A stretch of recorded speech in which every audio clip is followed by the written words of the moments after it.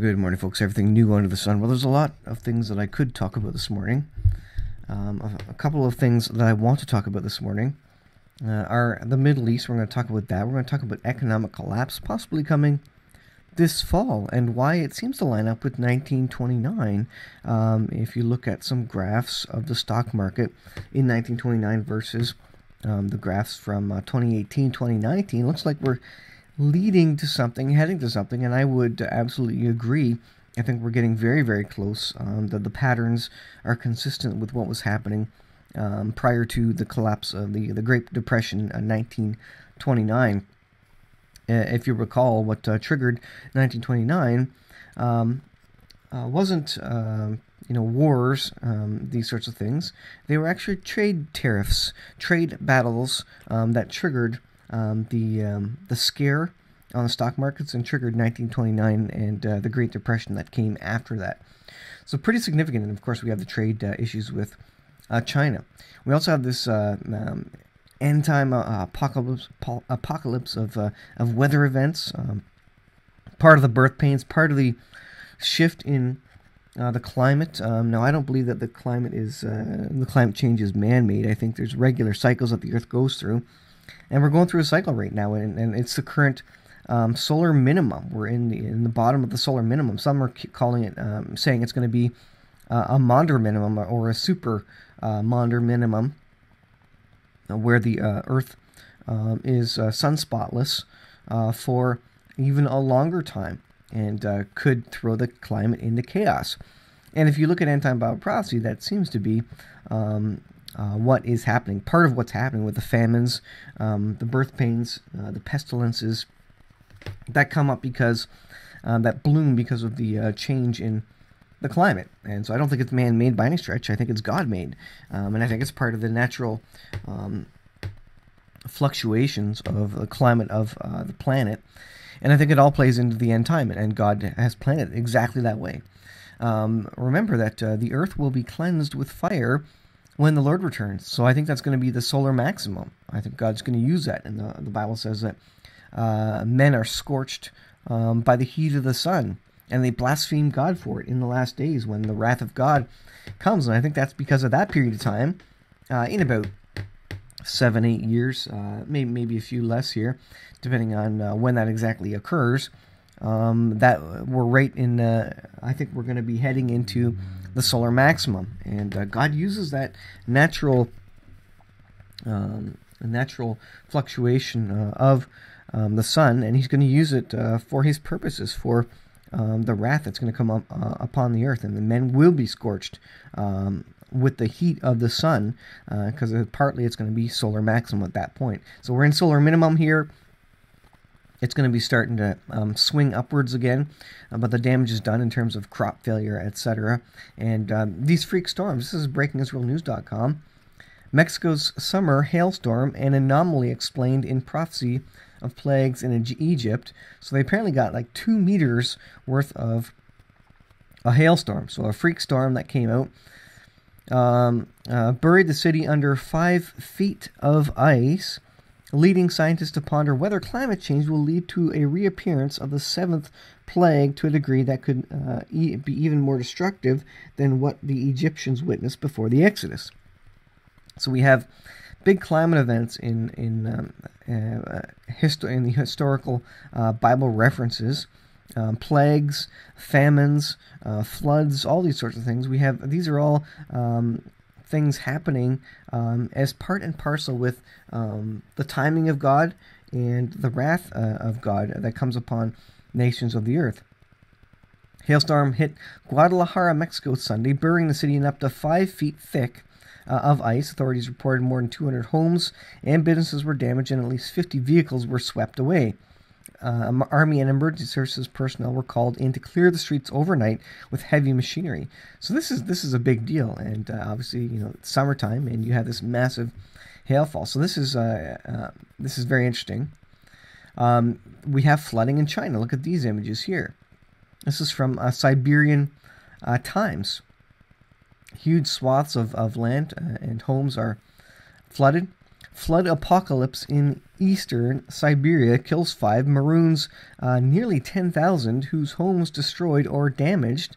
State of emergency in Irkutsk region as Putin flies in amid carnage from heavy rains, with apparently worse to come. And you know what comes after the flood? The flood is only the initial destruction, and then you have the poisoning of all the water. Basically, all the water becomes unsuitable to drink. You can't drink from your well. There's no fresh water anymore. And then you have waterborne diseases, and you have a bloom of pestilences, mosquitoes and other insects that will bloom because of all this flooding. And so the major problem, the destruction to the houses is maybe done now, but then you have the pestilences which come after this. And so famine comes first, where you can't grow food, and then pestilence because of all the blooming of the insects. And this is what is going to happen in the United States with the flooding in the Midwest there. You have the initial damage done by the floods, and then you're going to have the pestilences and the lack of fresh water, etc., coming upon the people in the U.S.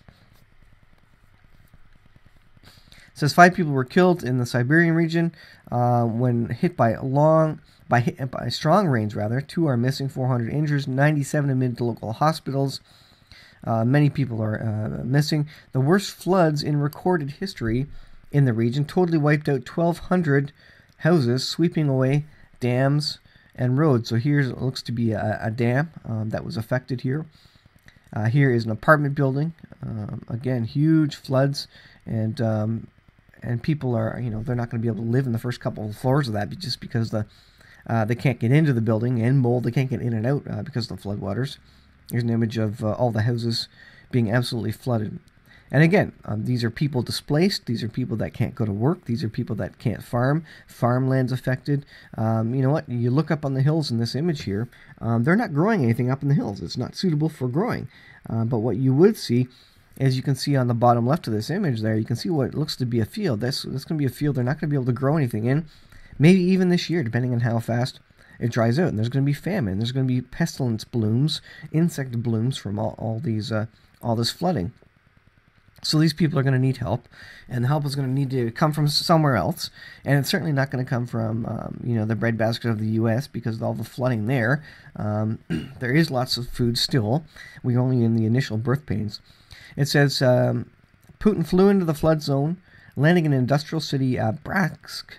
As he returned from the G20 summit, he was faced with complaints of costs of what? Well, basic foods and water. Those were skyrocketing in price because of the shortages. This is what we're going to see all around the world.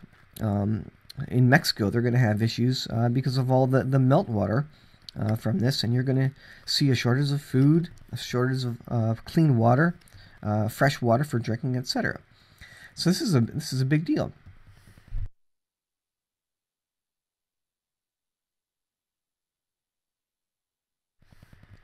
All right, moving on. This is a story from jpost.com.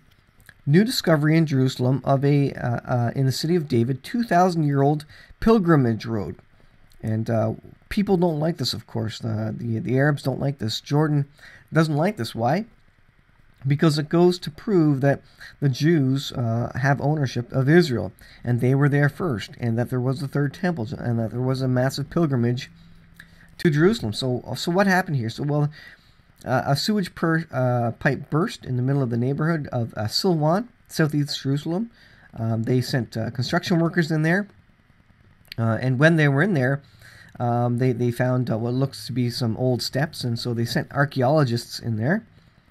The construction workers stumbled upon long and wide stairs a few dozen meters from Shiloah, the ancient pool Jewish pilgrims would dip in before beginning their religious ascent to the temple. So this is significant because this speaks to the Temple Mount, and of course the Arabs don't want any more proof that the Jewish people were there first, and we're going to the Temple Mount first. It says the Jewish pilgrims where they would go on to beginning the religious ascent to the temple until its destruction in 70 CE, and that's believed to be where it stood. The steps were just like the ones that lead to the Hulda gates, a set of gates now blocked entrances along the Temple Mount's southern wall. Discovery of Shiloh Pool led to another monumental find, it says, the central drainage channel that had served ancient Jerusalem. So you have all this historical, archaeological evidence, and I think God's bringing it out at such a time as this, really to stir tensions up, to get people returning to God, to get them thinking about the Temple Mount. And this is literally a road. God is providing the uncovering of a road that leads to the third temple to hopefully remind the Jews that he is God, and that they once as a nation worshipped God, and there was pilgrimages to the Temple Mount. The ancient street is referred to as the Pilgrimage Road, since archaeologists are convinced that this is the path millions of Jews took 3 times a year when performing the commandment of Aliyah LaRegel, going up to the holy city of Jerusalem to bring sacrifices to God during Judaism's 3 key holidays, Passover, Shavuot, and Sukkot. The Pilgrimage Road goes all the way from the Shiloh Pool to the area adjacent the western wall known as Robinson's Arch, where today you can still see the remnants of the ancient stairway that led into the Jewish temple. And so Jordan doesn't like this, of course. Jordan criticizes Israel for opening a road to the temple, which is incredible because they don't like anything that is confirming the Jewish ownership of Jerusalem or the Temple Mount, etc. And they think this upsets the status quo. Meanwhile, you have these mosques and these prayer areas continually opening up on the Temple Mount by the Arabs, which somehow the Jewish courts are allowing. Of course, that doesn't change the status quo, but anytime if they find evidence of roadways to the Temple Mount, well outside the Temple Mount, well, you can't do that, of course. It's illegal and irresponsible to dig up old roads, apparently. Jordan's foreign ministry says unveiling 2,000-year-old Pilgrim's Road is illegal and irresponsible. I mean, it's just absurd, really. Absurd. But they don't like it that it confirms the Jewish ownership of the Temple Mount. It says in a statement quoted by Jordan's official news agency Petra, Foreign Minister Kuda warned that such illegal and irresponsible actions could escalate tension. So it's not illegal, it's not irresponsible, it's just that they're worried that the status quo is going to be upended, and someone's going to riot. Who's going to riot? Well, not the Jewish people. The Arabs are going to riot, and so that's what the Jordanian officials are worried about, that the Arabs are going to riot because they know that Israel is finding more and more evidence. It's not even a question, really, but they're finding more and more evidence that the Jews were there first. Kuda underscored Jordan's utter rejection of what he called Israeli attempts to seek to alter the identity of the occupied city of Jerusalem, especially the Al-Aqsa Mosque and its surroundings. Such Israeli actions are vile violations of international and human law. What is human law, I ask? They're just archaeologists are discovering what was built by people prior in Jerusalem. It goes on, calling on international community to assume its moral and political responsibilities in promptly halting these activities, these practices, and to emphasize the importance of respecting Eastern Jerusalem's status as an integral part of Palestinian territories, which have been under occupation since 1967. Interestingly. So, further proof that that is the biblical land that the Jews inhabited in Bible times. All right, quick look at this article. Turkey will have the S-400 air defense system within 10 days, apparently. This is from J-Post. Erdogan said the first delivery of Russian S-400 missile defense systems would take place within 10 days. And how are they going to use it? Now, they're not using it against the United States necessarily, but they will, because there will be a partnership between Turkey, Russia, and Iran when they move against Israel. Turkey, United States, NATO allies have been at odds over Ankara's decision to purchase S-400s, with Washington warning of U.S. sanctions if the delivery took place. So further distrust and a lack of alliance, lack of agreement between the United States, Western powers really, and Turkey, which is really turning as a country towards Russia. And Ezekiel 38 really speaks to that. Ezekiel 38 predicted that Turkey would turn away from Western powers, to which they were aligned for a long time, and they were at peace with Israel for a long time, but now they are moving to the opposite side, and that's exactly what the Bible prophesied would occur in the last days. It says the United States says the S-400s will compromise its Lockheed Martin Corp F-35 fighter jets, of which Turkey is a producer and buyer.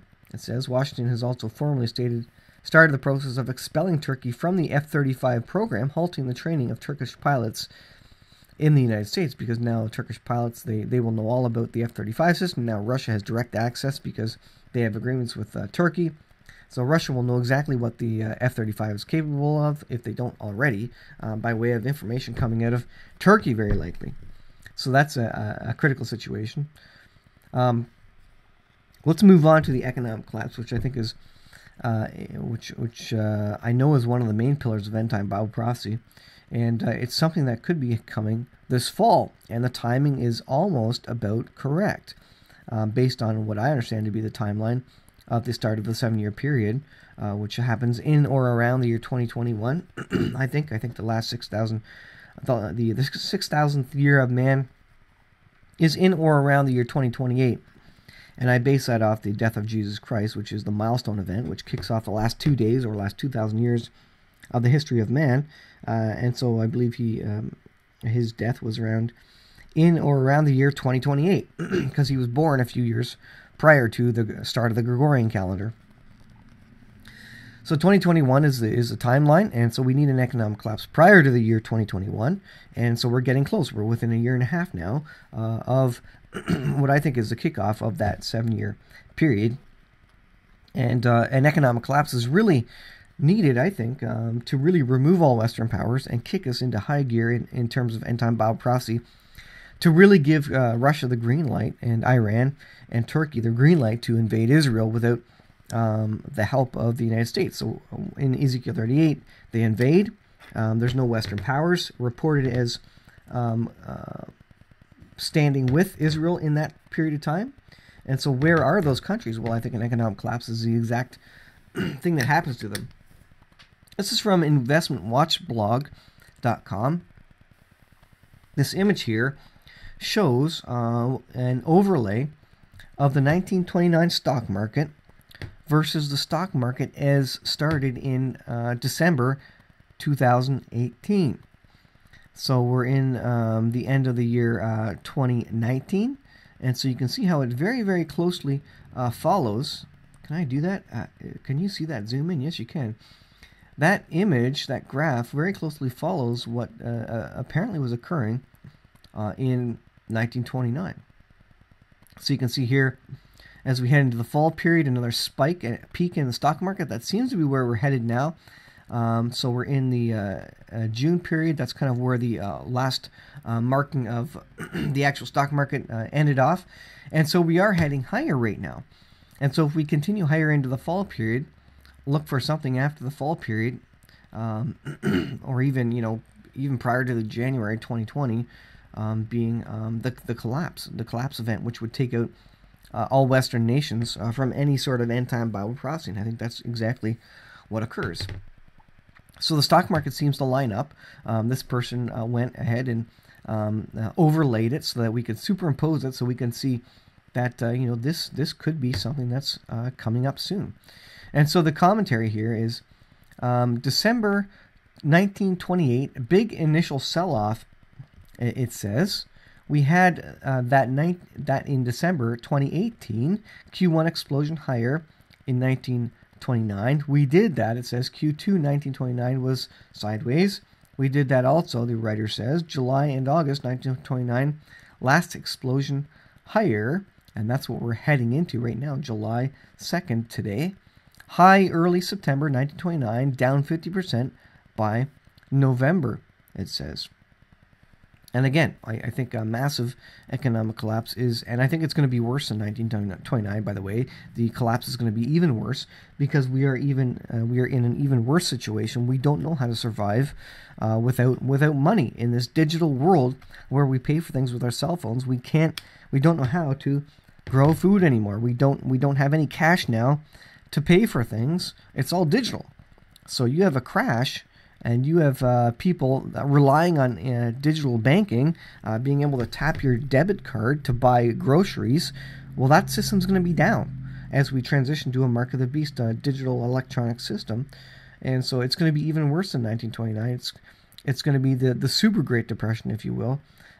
It's so bad that all Western nations are taken out of end-time Bible prophecy, and really opens the doors for Bible prophecy to be fulfilled in quick succession. I still kind of think that because this is such a massive event, that it could be still a little bit early, even if it happened this year.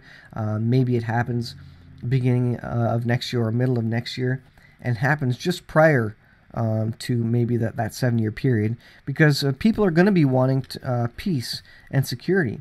And if you have all the prophetic wars happen now, then it means that they will probably move into an Antichrist figure in a peace and security situation sooner than later. And maybe that could be. Maybe my timeline is a little bit late even. Maybe it could happen this year, pushed up by a year. Again, I don't know exactly. It's not exactly going to be the year 2021 necessarily. It could be plus or minus a couple of years there, depending on God's timing.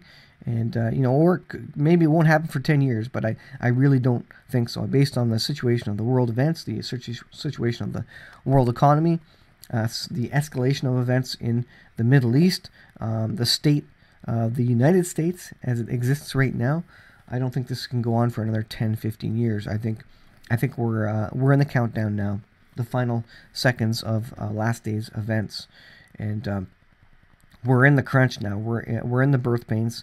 We're in the critical period where you need to be concerned. You need to be ready. You need to know Jesus Christ as Lord and Savior.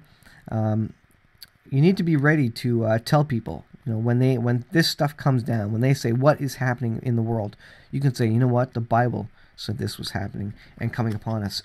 More than that, you can say to them, I know what's going to happen in terms of the timeline. I know what's going to be occurring in the world. And you can point people to Isaiah 17. You can point people to Ezekiel 38 and say, God said this would happen, and here's what's going to happen after that. It's going to get even worse. And so you can tell people about this, and it can be you can use this as a witness to others when these things start going down. And people will be asking questions, and it's going to be a time of great opportunity, but also a time of great struggle, because there won't be any food, there won't be any money. People are going to be surviving, and it's going to be a scary time for most people in the world, because they don't understand what is coming upon them. I'll leave there, guys. Thanks for watching. We'll see you guys in the next video.